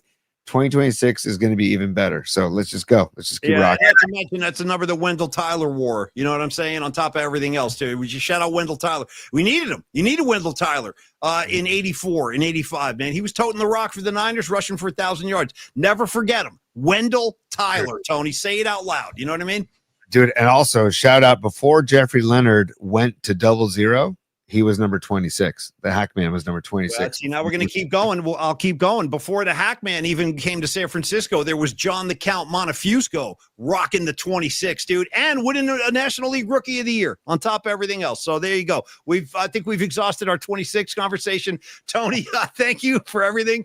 Your production skills are second to none, dude. I know you're scrambling back there. You did a great job tonight. Give me Mr. Roth, and we'll let all our friends.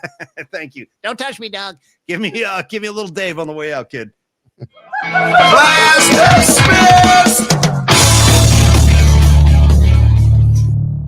Crossfading machine is what he is. He's a crossfading machine. Well done, Tony. Smooth as silk.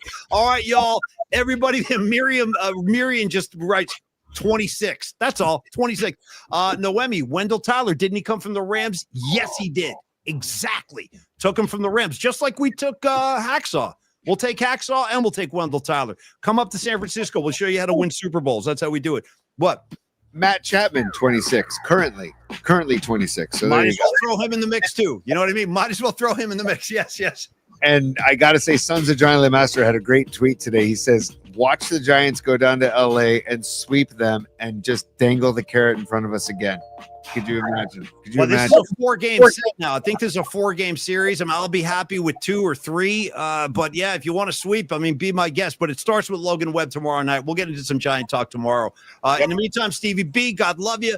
Dami, John Joseph, Miguel, Rags, Chuck 916. All of y'all, Miriam, Joy P, Noemi, Patty, on and on it goes. Love all you guys. Have a wonderful night. Enjoy Jack Tripper at 10 o'clock. That's where I'll be. And we'll see you tomorrow right here at PMP, 11 a.m. tomorrow, y'all. Have a great night. Cheers, everybody. Peace.